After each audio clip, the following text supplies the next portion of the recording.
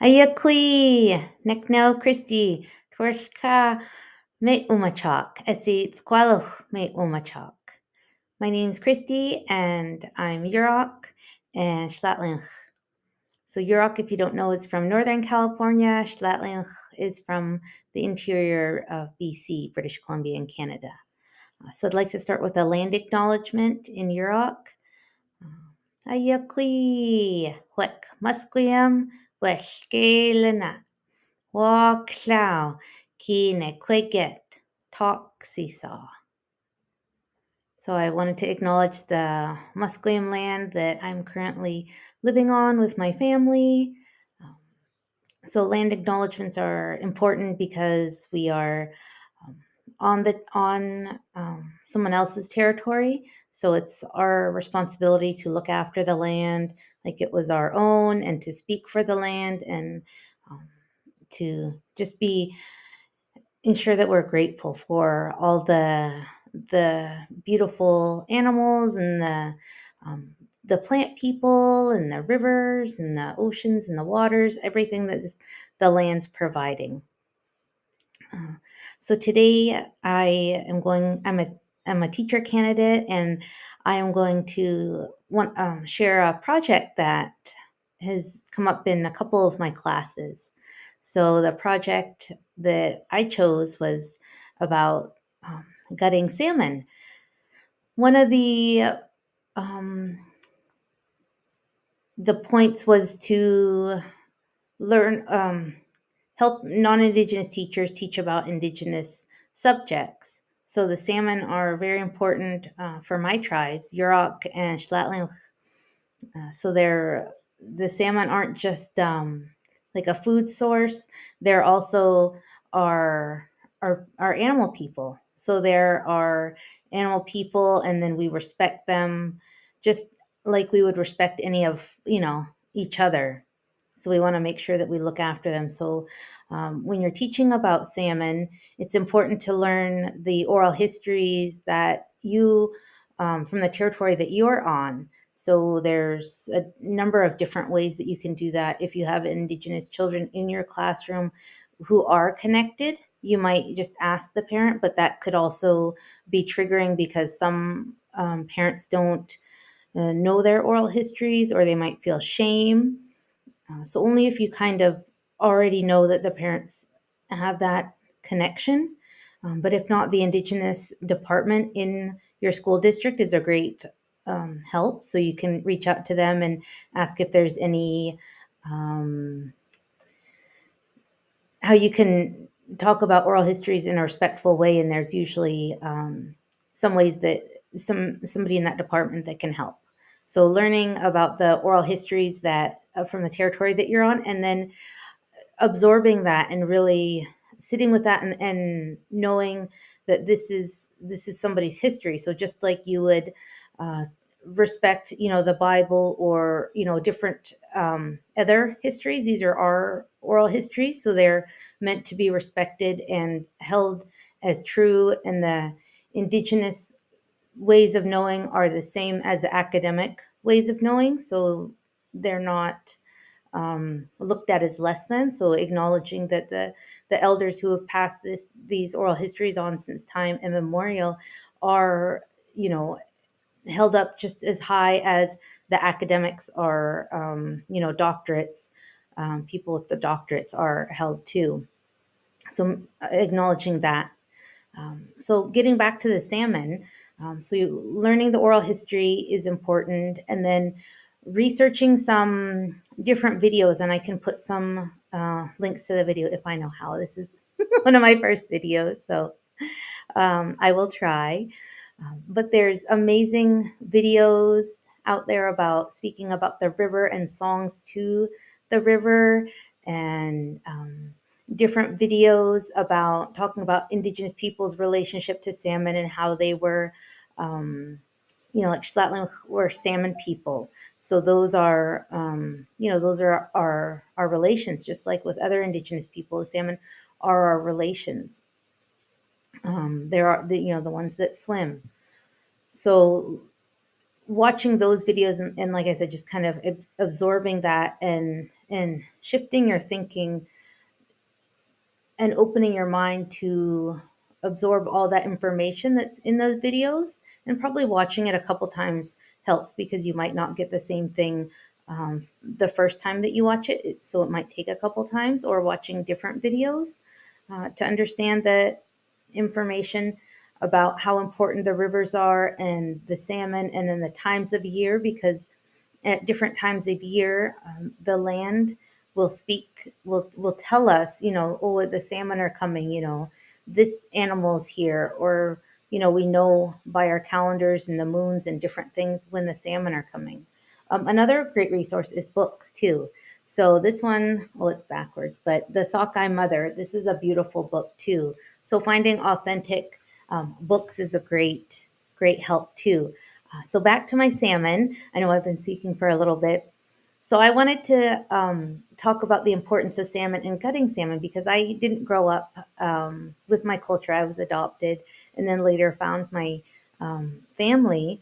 So when my late dad taught me how to gut a salmon, at first I felt a little ashamed being so old and not knowing how to do it. But then, he was really nice, and it's okay that you don't know how, and this is how you do it. And so just feeling that pride and accomplishment of doing that. But also before the gutting, the prayers that come before, like praying for the salmon every day, and about the rivers and about everything, because we're all connected in one circle. So the salmon are connected to the rivers and the water, and we're connected to the water, and then the bears, and then the fish. And so it's all one big circle. And so it's not just learning about salmon, but it's learning about everything else and being grateful for everything that the creators provided for us. So the um, learning about that and appreciating that, and then offering a prayer. So it's different for every indigenous territory. So Schlattling, what we do is when we catch our first salmon, well, there's a ceremony first with a gathering, and then when we're fishing individually, there's you catch your salmon, and then you thank that salmon for coming, and then we'll pray for the salmon and wish it well, and then well, first, sorry, there's a tobacco offering, and then when you catch your salmon, and then you wish the salmon well and thank the salmon for coming, and then release that salmon, and then the next fish, then you catch that next fish, um, that next salmon. But some people, it different. I've heard of different tribes doing different things for the first salmon, but usually there is a first salmon ceremony, and there are some YouTube videos about that. I know there's a good YouTube video in Oregon about that. But back to my salmon. Sorry. So I thought teaching about that would be amazing, but also creating a salmon would be awesome. So kids could learn how to gut a salmon and how to take the fins off and everything. So here's the little salmon that I made. And this is a prototype. So it's a little bit rough, but I wanted to put one of our Yurok snake nose basket design on there. And then so I wanted to also, I didn't connect these pieces because I wanted to, for the kids to be able to, if they were, practicing gutting, like taking the fins off. So then you could just tuck this little fin in there. That's like your, whoop, you got those fins off. Oh, you're going to get these ones off, and then like that. So then it looks like you were gutting the salmon. And then you're still gutting the salmon. And can you tell what kind of salmon this is? I'll just put everything. My kids were playing with it.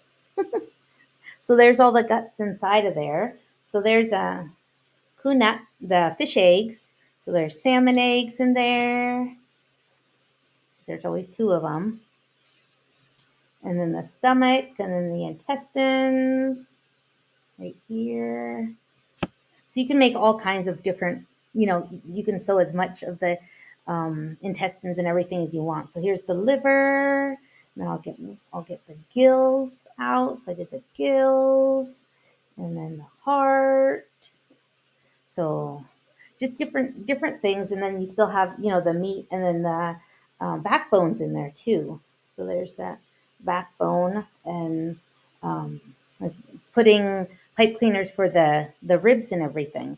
But I thought that was something a good idea, to help kids learn. And sometimes kids might not like to have a salmon, like a real salmon, and that would be a lot of fish to go through for your class.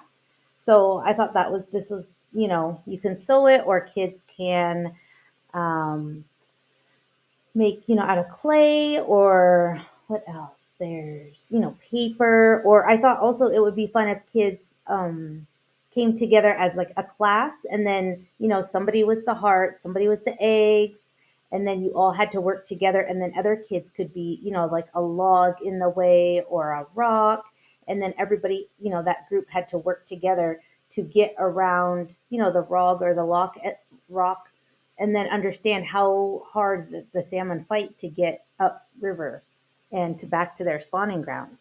So I just thought that was a little fun thing to do. And then also learning not only about gutting, but what do we do with the salmon afterwards? Like, you know, certain we'll keep the eggs and dry them, or different tribes, like I said, do different things. But Schlattling, like, will take the eggs and then we'll dry them. So, over like a twine. And then it's usually in August. So it's really hot out, and the heat from the rocks goes up and then dries our fish. And then the wind also goes through and dries it. So going along with that, I also made at Span a dried fish. So I thought that would be something cool for the kids to learn too. What do you do with the meat? Afterwards. Well, there's different things you can do. So it's when dried salmon. So, like I said, the heat from the rocks um, rises, and then the wind comes and then dries the fish. So you put it over a little pole. And also for Yurok, when we barbecue, or not barbecue, barbecue does sound good, salmon. When we smoke our salmon, so there's a fire in the middle, just like a little fire, not a big roaring fire. So you'll have to look those videos up. But we put it on redwood sticks. So here's my little redwood stick, and then here's a piece of salmon. So then you just put it on that redwood stick right there, and then it goes through. So then that would be something else fun to do, learning how to cut fish, and then there's your math. How many pieces do you think we'll get out of this fish, or what shapes do you see? Different things like that. So you can make all kinds of other pieces of salmon, and then all kinds of other redwood sticks, and maybe like go outside and pretend to make a fire. Not really make a fire, but just pretend. Oh, how would we do this, and how far apart would we need this, and just um, but playing for fun, but playing with like learning and playing of a traditional way, or smoking salmon and then hanging all the bellies up, and then in the smokehouse. So learning also not only that you're not wasting anything, because the parts that we don't eat from the guts are fed to the animals, so the animals will be able to eat those. Coyotes, or bears, or whatever's out there, and you can leave that for the animals. Or sometimes people say you need to put it back in the river to keep the animals away from the span. So like I said, it's different for every territory that you're on. So again, acknowledging what territory you're on and learning how they do things, but also making space for other indigenous peoples' territories. And so finding out, well, on this territory that we're on, this is how they do it. But in this territory, and then, demonstrate the territory, and then this is how they do it. And then you could also bring language in. How do you say salmon in their language? So in Yurok, it's Nepui. So Nepui, or whichever language you're on. So there's so many different things you can do with this project. But I thought it was just such a neat project. And then you can always have kids, like, they can make their own salmon if you wanted to have them sew one, and it could be like a whole year long project, and then they could make you know, how much